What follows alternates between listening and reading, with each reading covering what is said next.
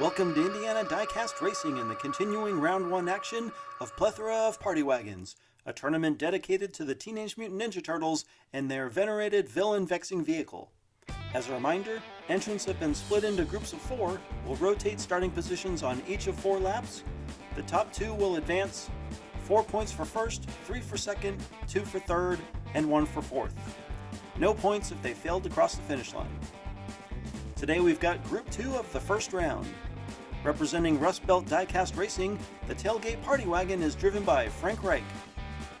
Being introduced second in the second group is Secondhand Speed's second entry, the one I call Orange Splatter. Bebopped and Unsteady is another Rust Belt entry, driven by Toka and Razor. Anchoring Group 2 is AC Pryor of DXP Racing, driving in Fancy Flash. Frank and Secondhand take the front row for lap 1.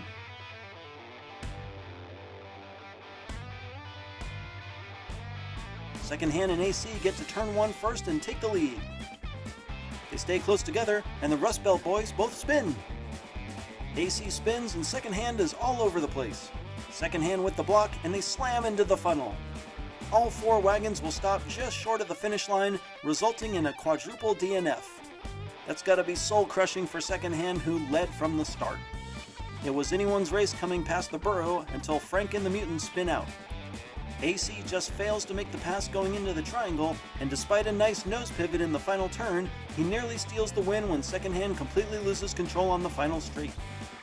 The finish funnel puts an end to this lap, and the brutal points rules means we'll go into lap 2 even at 0. Secondhand Speed will get a second chance from the front row here on the second lap. Another good start by Secondhand and AC Pryor. The mutants are sideways, and Secondhand spins. AC slams into him, and Secondhand is off the track. AC slides on the rail, and now he falls off the track. Here comes Toka and Razor, and they will take the win. Frank rolls in behind them for second. I can't believe what just happened. Secondhand and AC had a huge lead headed into the triangle. Secondhand oversteers coming out of the Hagrid turn, then AC does nearly the same thing coming out of the bus turn. It almost looks like he was going to save it when too much weight shifts over the rail, paving the way for a Rust Belt victory. Splatow! Thanks to Master Splinter for getting the wagons back on track. Despite 2 less than impressive runs so far, the wagons of Rust Belt have a decent lead headed into lap 3. Toka and Razor and AC will lead from the front.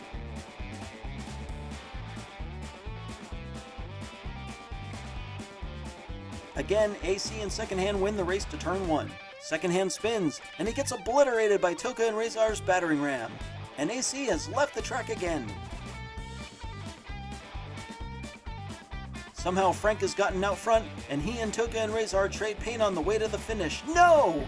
The finish funnel claims another lap as the 2 get wedged together just short of the line. Secondhand Speed and AC Pryor breathe a sigh of relief as the Rust Belt boys merely had to finish the lap to clinch spots in round 2. Secondhand Speed is getting refueled at the pizzeria. Maybe it'll help on the final lap. Secondhand tried to turn right to go left and nearly comes to a stop. Oh! He appears to catch a seam and catches air. The resulting collision somehow put him back on his wheels, but he's unable to fully recover. Neither Frank nor Toka and Razor were willing to give up the win, and instead of helping each other get into round 2, they both remain at risk for elimination. Toka and Razor are at least guaranteed a runoff, but this race is still wide open. AC and Frank take the front row for the final lap. The Rust Belt boys get beat to the first turn yet again. Secondhand spins, and AC breaks away. I think the mutants have wrecked in turn 2, and AC is looking really good. He spins down the final straight, but it won't be enough to stop him. Oh, and Secondhand Speed comes up just short. Oh, he takes a shot from Frank, and the 2 get stuck in the funnel. Sure enough, Toka and Razor are getting a closer look at the trophy. AC Pryor ran a very impressive lap, fortunately getting a large enough lead that when he spins on the final straight, there's no one there to catch him. Amazingly, AC and the mutants will advance to round 2 on the back of 4 points. I don't think I've ever seen a larger number of DNFs in a single race. Don't forget, the Sock Hop Slam is coming in March of 2021. This tournament, which will also be run on the Tricky Triangle, celebrates the classic American cars and trucks of the 1950s. Check out the details on redlinederby.com. This has been Jim D for Indiana Diecast Racing. Be sure to check in next time for Round 1, Group 3 of Plethora of Party Wagons.